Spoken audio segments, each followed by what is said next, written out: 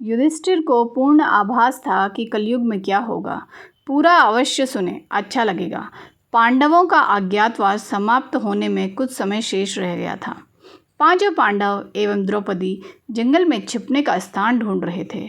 उधर शनिदेव की आकाश मंडल से पांडवों पर नजर पड़ी।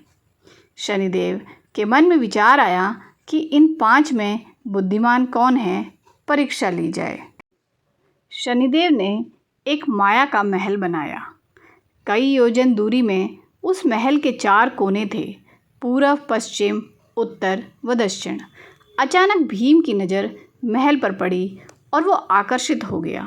भीम युधिष्ठिर से बोला, भैया मुझे महल देखना है।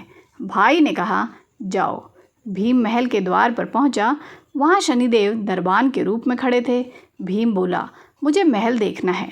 शनिदेव ने कहा, महल की कुछ शर्त है। पहली शर्त महल में 4 कोने हैं, आप एक ही कोना देख सकते हैं। दूसरी शर्त, महल में जो देखोगे उसकी सार सहित व्याख्या करोगे। तीसरी शर्त, अगर व्याख्या नहीं कर सके तो कैद कर लिए जाओगे। भीम ने कहा, मैं स्वीकार करता हूँ और ऐसा ही होगा। और वह महल के पूर्व छोर की ओर गया। वहाँ जाकर उसने अद्भुत पशु पक्षी और फूलों एवं फलों से लदे वृक्षों का नज़ारा देखा।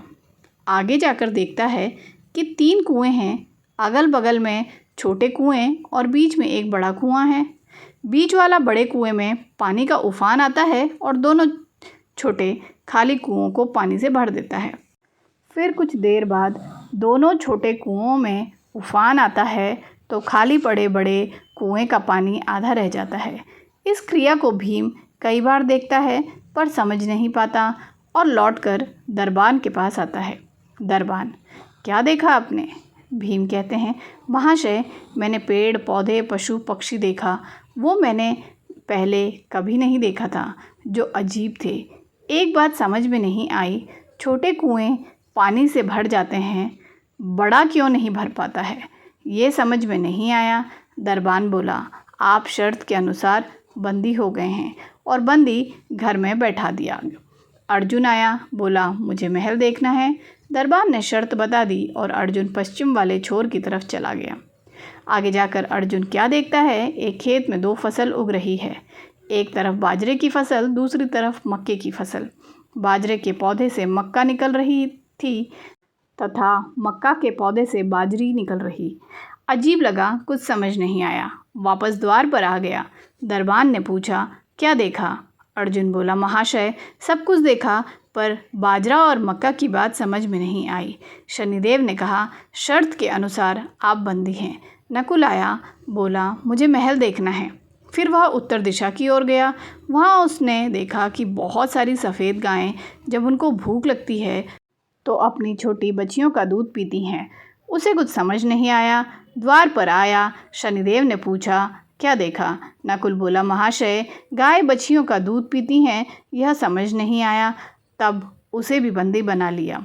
सहदेव आया, बोला, मुझे महल देखना है और वह दक्षिण दिशा की ओर गया।